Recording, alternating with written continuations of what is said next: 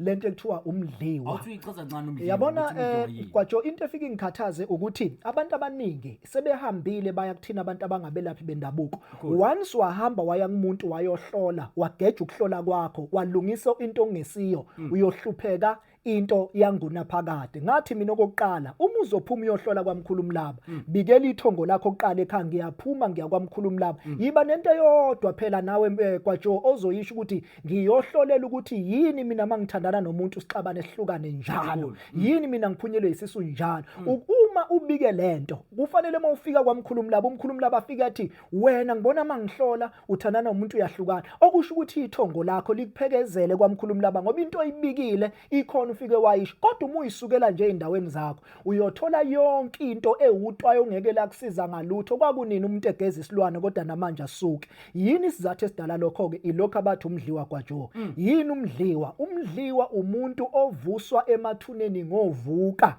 bese ngimthatha lo muntu ngithi hamba wena uyongihlalela kuGwajo. uGwajo ngifuna exabane nabantu, ngifuna phuza utshwala engami, ngifuna engaphumeleli, ngifuna yonke intathu yayizama ingayi phambili. uGwajo bese egcina aza ayibulala. Abantu abaningi abasicommit kuma suicide abayibulele ilento ekuthiwa umdliwa. Umdliwa ukwazi ukuhlebela umuntu ukuthi yazi wena unomama impela kodwa akathandi wena, uthanda odade wenu noma abafowenu nakakufuni, ugcina uthatha intambo uyikhunga. So umdliwa umuntu kodwa ukusymbolize kwakhona kunjengesilwane. Umuntu ongaboni engakulapha isilwane kanti akusona isilwane umdliwa. Umdliwa ulashwa ngegazi. Umdliwa into ekhulunyiswayo nephahlwayo. Kuyenzeka Gwajo umdliwa uhambe uyongeniswa kwaZungu, kuthiwa lapha kwaZungu sifuna ingane zakhona zingagani, zingatholi imisebenzi, ingabibikho into eyimpumelelo. Nangampela uzobona ngakwaZungu bayaphuza abantwana bakhona, bathola imisebenzi yaphela, abagani nabalotsholiwe kuphelele emoyeni, baqabana bodwa kuzwene egcokeni kufakwe ini umdliwa, kuhanjwe kwayovusa umuntu osewafa emathuneni wazofakwa la ekhaya. Okanye uyakwazi ukumenza specific ukuthi hamba uyohlala kuGwajo, uGwajo ngifuna ngenzeke ukuthi nokuthi. Eningizimu Afrika nina besilo ngiyabingelela ngingunogwaja lozikhundla ayikhona njengamanje ngineqhawe nginomkhulumlaba. Umkhulumlaba akabantu abaningi bamazi ukumuzwa mawuvula imisakazo eminingi ehlukahlukene la eningizimu Afrika. Umkhulu udabuke emntoma ngaphazama. Mkhulu kunjalo Gwajo mfowethu ngiyakubingelela, ngicela ukubingelela nje nabalaleli bonke nababukeli ababukele lo mbukiso bhanyabhanya. Sanibonani. Sikumbukiso bhanyabhanya njengoba umkhulu eseshile ke inakho production noma ikuphi siyafika. Mkhulu ke wenza umcimbi siqale lapho. Ayibo kwakunalo lonke uhlobo lweselebhe ongalicabanga laphana. Sasibona ubingelela boKhozi FM, sibona uDokotela Mabalengwe umehluko. Wawumkhulu wamcimbi lo yana. Kunamaciko osicimbi mangaphazami. Babe baningi kakhulu abantu babelapha ya impela. Ngisho ngizwe emchuno baningi abantu abagcina befikile kulowa mcimbi. And ngiyabonga nje ukuthi unginikele lo thuba. Ngibonge kakhulu nje abantu ababengeseka. Ngingumuntu wesintu, ngokumuntu wemlando. Mawubuka nje lo mcimbi wawukhuluma ngomlando wakithi ukuthi njengoba ngingwakwaMlaba. Wakuzokhulunywa ngomlando lapha. Umlando nje ukuthi ngivelaphi, ngingubani. That's why ngangibize bonke abantu bakwaMlaba nobaba bakwaMlaba bezositshela imvelaphi yethu because njengabantu abampisholo kubalekile ukuzazi ukuthi ubani, uphumaphi, uvelaphi ukuze inzalo yakho ikhule nalinayo ulwazi ukuthi isuka kuphi. Uyibeka khehlela msengiyaqonda ke manje ukuthi umcimbi lo umkhulu Indomezulu wawungani. Futhi abantu baloko beyibuza ubani umlaba, abanye ke bayamazi. Kodwa mhlawumbe ukuzethula mkhulu ngoba siyazi ukuthi sinabo odokotela nokuhlohlokana ukuthi umkhulu umlaba yena yini ke le ahluke ngayo noma yini le idlozi lakhe limthumile noma isithunywa sakhe simthumile indlela asebenza ngayo usebenza kanje ubani umkhulu umlaba kwayena. Uyazi Gwajo nami kwesinye isikhathi ngize ngiyibuza ukuthi ngubani ngoba nami mangifuna ukusinda ngiyakwazi ukuzenzela mina into ngisinde.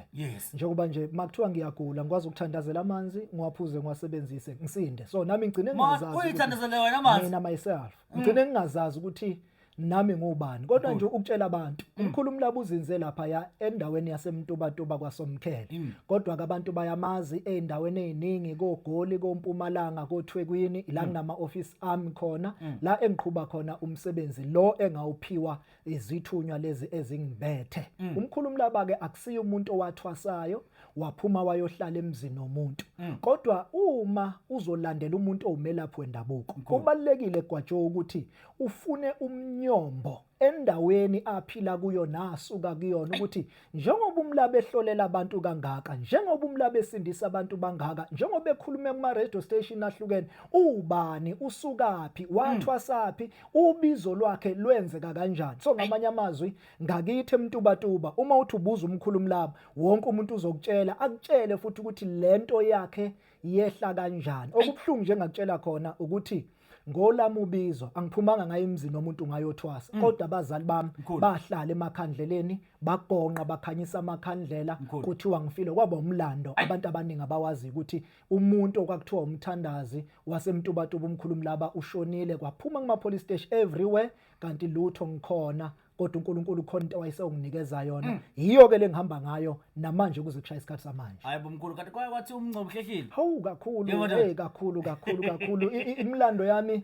mkhulu kakhulu. Ingakho ngithi uma umuntu, because nje ubona ku social media sekungaka ukudlala ngabantu, ufuna ulandelele ukuthi umuntu omhambayo nomuntu ombonayo ubani, ngakubo uyaziwa yini, isukaphi lento. Asweli silale nje namhlanje kwajo sivuke sihlolela abantu, sivuke silapha abantu, kodwa kuba nemlando, ukubizwa noma ukwehlelwa isithunywa akusinto emnandi. Mina mangakuchazela ngibuye ejele ngayo indaba kamoya, ngaboshwa ngomoya kakhulu. Uma uzolalela noma ulalela kokhozi lapha mostly ku Dankie 12-3 uzoyizwa lapha kune advert ejwayele ukudlala kaMkhulumlaba la engikhuluma khona abantu begcwele esontweni ngikutshela ukuthi wena wenza ukuthi ukuprofeta, yabona. Ingakho nami ngigcina sengincenga ezithunyweni zami kungcono masihlola kanje.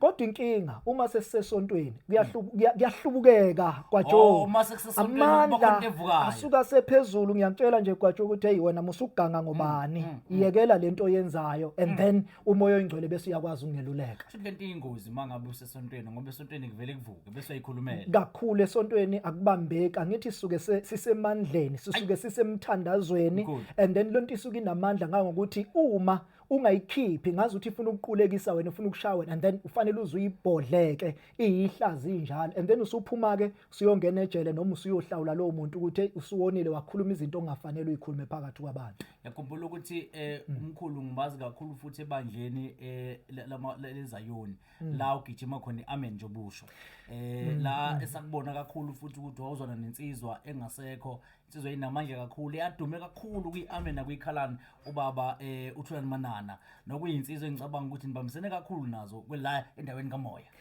Mfowethu indaba ezababhlungu kakhulu kulezo. Ngiyacabanga ukuthi nizokhumbula ukuthi kwakhona ekudluleni kaDokotela uThulani Manana umkhulumlaba ungomunye wakhishwa ephepheni ilanga, bakhipha nje igama belihlambalaza. Uma ke unamandla ezithunywa igama lomuntu aliwe, mina nginamandla futhi angikuhloniza ukuthi angisoze ngawa, because into enganikezwa yona ngiphathiso kwezikhali zamantungwa, angikwazi ukudlala ngayo. So uDokotela uThulani Manana ngihambe kakhulu naye, and then ngingumholi wamabandla. Njengoba ungibona nje ngingu-Archbishop, ngiphethe ama-branch awu-12 engiwaphethe eZayoni. Ngaphansi kwami nginobantu abangapheka amama ongizalayo, abangapheka baba ongizalayo engibaphethe ebandleni, nengibagcobile ngalento uNkulunkulu angiphe yona, and ave ngiyiqhenya ngayo, and angifisi ukuthi kube khona into engayengeza phekwalento uNkulunkulu angiphe yona. Ngiyaneliseka kwaJobe. Umuntu ozothi mkhulumlaba ngicela ukubuza ukuthi wena mkhulu, njengoba uthi unama product noma mhlawumbe uyasebenza, ngabe uyathwalisa yini, ngabe uyanikana yini lento, ngabe wenza njani, ngabe khona ithini into yakho mkhulu, wena uspecialize kanti? Ngoba sathi udokotela nodokotela unento yakhe nje akwazi ukuthi nje uhleli kuyona. Into kakhulu mina ngisebenza ngayo, ngisebenza ngamanzi. uNkulunkulu wangipha nje ngamanzi, amanzi nje angenalutho. Yebo nje sibona amanzi lapha. Exactly, njengoba ubona nje ama product ami la ngaphiwa kakhulu endabeni yamanzi, ngase ngiba nembono iwasho lezi engigayayo engizokukhombisa zona ukuthi zinamandla ngendlela eyisimangaliso. Abantu abaningi bayazazi, ingakho ngithe isiphiwo sami asivelanga kwathiwa ngene ogogo ba nomkhulu ba, kodwa sehla sahlala, and akubanga kuhle mhla sehla kwehla. So yingakho kumkhulu Mlaba aziwa kakhulu ngokuhlolela abantu emsakazweni, ngihlolela abantu ngingababoni, overseas ngibahlolela abantu efonini ngingababoni, noma yini abantu babhukho ukuhlolelwa, because ngiyahlola ngibusisela umuntu amanzi noma umuntu ngimnikeze iswasho. Kwakuba amakhambi esintu akhona ngiwathola ngokuthi nawo ngwayalelo uNkulunkulu ukuthi nanka amakhambi yenza ukuthi kulomuntu, yenza ukuthi kulomuntu asinde umuntu. Ayi mkhulu Mlaba, ngiyafisa ukuthi mhlambe ukusikhanyisele ngoba ngibona nanensipho lapha, ngibona kubhaliwe kodwa lapha qeda abani qeda izinhlungu, mhlawumbe ungathi ukuthatha mhlawumbe amabili abathathu kwahambe kanje siwabone ukuthi mhlawumbe isebenza kanjani, isebenza kanjani lento. Hey yabona, angazi kodwa abantu abaningi ngiyazi ukuthi lezi induku engiyiphethela bayazazi ukuthi zinamandla angakanani. Ake ngiphakamise nje lezi ezimbalwa. Njengobona nje lesiswasho kuthi uma khuculula, kukhona umuntu osuke ekhala ngokuthi uneyichitho, ekhala ngokuthi izinto zakhe ayihambi kahle, ayilungi, angimthinti engakasithinti lesiswasho, because sifike sikhuculule yonke into esegazini lakhe. Uyazi inkinga esiyenzayo senze njani? Sivele suke sinikeza umuntu iswasho senhlahla kanti simnikeza unamathunzi, uneyichitho. Siqala la sisusa izichitho, emva kokususa izichitho sizongena la, lesi sigeza amathongo omuntu, sivula inhlahla yomuntu. Kuyenzeka uthola ukuthi umuntu ugezekile yena enyameni kodwa imimoya yakhe ingcolile, amaphupho akavalekile, afika avulwe lesi swasho. Bese sizogcina ngalomako yakhe okuthiwa u21 wemangaliso. Iswasho lesi sogazi sokuthandeka senhlanhla semali, akudingi kwaje ukuthi uziyofuna umuthi weintombi uma usebenzisa lesi swasho. Ukhulunyiswa iX la, yabona bakuthiwa u21 wemangaliso, kukhomba ukuthi kunamakhambi awu21 ahlanganiswe afakwa la. Umuntu ofuna umsebenzi usebenzisa lesi swasho. Isona swasho ke sidume kakhulu nesaziwa kakhulu kwaMkhulu Mlaba, ingakho uze kuthiwa umlaba ka21 ilesi swasho kuyisona esenza imangaliso. Kwakuba ziningi kiwasho zala ekhaya ezigcolela ezisebenza ngendlela ezimangalisa, ezisiza abantu abanemoya, umuntu onamathunzi, umuntu onemdliwa, because kunento ekhathaza kakhulu abantu kwaJo, lento ekuthiwa umdliwa. Awuthi uyichaza kancane umdliwa. Yabona kwaJo, into efika ingikhathaze ukuthi abantu abaningi sebehambile baya kuthina abantu abangabelaphi bendabuko. Once wahamba waya kumuntu wayohlola, wageja ukuhlola kwakho, walungisa into ongesiyo, uyohlupheka into yangunaphakade. Ngathi mina okokuqala uma uzophuma uyohlola kwaMkhulu Mlaba, bikela ithongo lakho oqala ekhaya, ngiyaphuma ngiya kwaMkhulu Mlaba, yiba nento eyodwa phela nawe kwaJo ozoyisho ukuthi ngiyohlolela ukuthi yini mina mangithandana nomuntu sixabane sihlukane njalo, yini mina ngiphunyelwe isisu njalo. Uma ubike lento kufanele mawufika kwaMkhulu Mlaba, uMkhulu Mlaba afika athi wena ngibona mangihlola uthandana nomuntu uyahlukana, okusho ukuthi ithongo lakho likuphekezele kwaMkhulu Mlaba ngoba into oyibikile ikhona ufike wayisho. Kodwa uma uyisukela nje endaweni zakho uyothola yonke into ewutwayo ongeke lakusiza ngalutho. Kwakunini umuntu egeza isilwane kodwa namanje asuke? Yini isizathu esidala lokho ke? Ilokho abathi umdliwa kwaJo. Yini umdliwa? Umdliwa umuntu ovuswa emathuneni ngovuka, bese ngimthatha lo muntu ngithi hamba wena uyongihlalela kuGwaJo. uGwaJo ngifuna exabane nabantu, ngifuna phuza utshwala engami, ngifuna engaphumeleli, ngifuna yonke intathu yayizama ingayi phambili. uGwaJo bese gcina aza ayibulala. Abantu abaningi abasicommit kuma suicide abayibulele ilento ekuthiwa umdliwa. Umdliwa ukwazi ukuhlebela umuntu ukuthi yazi wena unomama impela kodwa akathandi wena, uthanda odadewenu noma abafowenu nakakufuni, ugcina uthatha intambo uyikhunga. So umdliwa umuntu kodwa ukusymbolize kwakhona kunjengesilwane. Umuntu ongaboni engakulapha isilwane kanti akusona isilwane. Umdliwa ulashwa ngegazi. Umdliwa into ekhulunyiswayo nephahlwayo. Kuyenzeka kwaJo umdliwa uhambe uyongeniswa kwaZungu, kuthiwa lapha kwaZungu sifuna ingane zakhona zingagani, zingatholi imisebenzi, ingabibikho into eyimpumelelo. Nangampela uzobona ngakwaZungu bayaphuza abantwana bakhona, bathola imisebenzi yaphela, abagani nabalotsholiwe kuphelele emoyeni, baxabana bodwa kuzwene egcokeni kufakwe ini umdliwa, kuhanjwe kwayovusa umuntu osewafa emathuneni wazofakwa la ekhaya. Okanye uyakwazi ukumenza specific ukuthi hamba uyohlala kuGwaJo, uGwaJo ngifuna kungenzeka ukuthi nokuthi. So umdliwa nesilwane kuhlukene. Inkinga wena ulashwa isilwane kanti akusona isilwane umdliwa. Once walasha isilwane kanti unomdliwa usuku usukhuthaza lo mdliwa. Ingakhathi umuntu since ngibuye ukogeza into zami seyivele zabheda kakhulu. That's why kunabantu abathi ngivele ngenza umsebenzi ekhaya ngithi ngibonga umsebenzi kwavele kwabheda ngisho emsebenzini because uyitshela ukuthi kunedlozi. Siyoyikhuluma ngelinye ilanga kwaJo because most yabantu I can tell you ukuthi u60% wabantu abathwasini abathwasanga idlozi but bathwase umdliwa, because uma usuku uyohlola umuntu akaboni ukuthi idlozi elibi leli lavuswa ethuneni labekwa kumuntu uvela abone ngazuthi hayi wena unabantu abadala because uvuka lo muntu ezenze idlozi agqoka imvunulo bethi hayi sibona ikhehle lifaka imvunulo kanti umdliwa ogqokisiwe wazobekwa once waqala wadla igobongo okungesilo. That's why kunabantu abathi mhlabe eqala bethatha indima yemoya nokuthwasa bahlupheki nomphele ingoba bathwasa umdliwa not idlozi. Abanye bageza isilwane kanti akusisi isilwane umdliwa. It's a most painful thing empilweni yomuntu ngoba uma isihleli uhlupheka azafisa ukufa kunokuphila.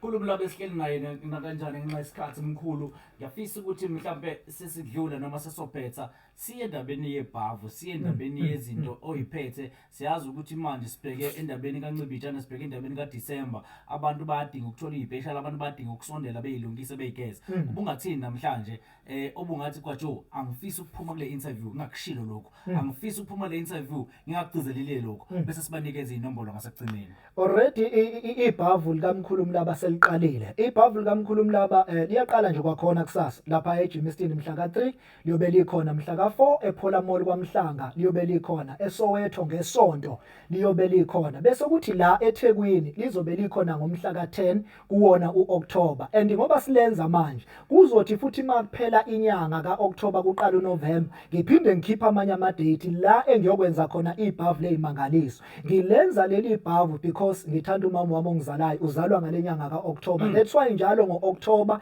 ngibamba isibusiso sokuthi ngihlonipha umama owangizalayo okuyena engithi mangiphethe lento ngithi kungenxa yakho mama wangithwalayo. That's why uma kuOctober nami ngibusisa abantu ngenze ibhavu elikhulu. Leli bhavu ke linamandla uwa ikhaphu nje yempuphu oyiphathayo amaqanda amabili u2 litha wobisi bese kuba u2 litha wamanzi ikhandlela elimhlophe neliyellow bese kuba osweet abafayo. It's either smoothies noma iholes. Uyazizwa into engisebenza ngaso it's either smoothies noma iholes. kwaJoe ngalamanzi nje ngizobe ngenza ngawo ismoothies neholes ngiyenza impilo yakho esawa ngiyenze besweet mina.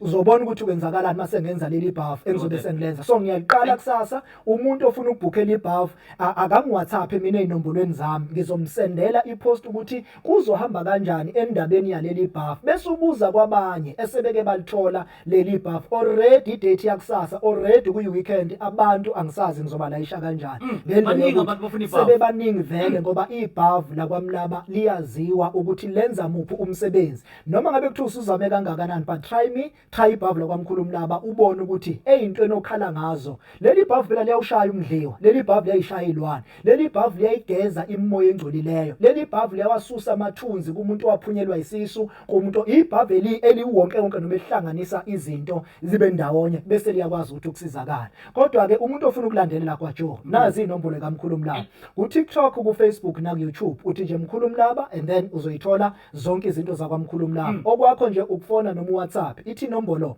076 492 11110 angiphinde u076 492 11110 okanye ushaye ku063 702 1026 063 702 1026. Uma ubona ingcingoza la ekhaya ngoba ihlala ibhizi ingabanjwa shiya umqhafazo ku WhatsApp and then uMkhulu Mlaba ukhona and then abantu abafuna ukuhlola ababhuke kuMkhulu Mlaba uzobatshela ukuthi kwenziwa kanjani ngikuhlolela use Cape Town uphesha kwezilwandle bese ubuzo tshela abantu ukuthi ngikutshela kuyikhona noma ungesiyo. God bless you. Mbukela ungabusahlala likhona ibhavu la kaMkhulu Mlaba.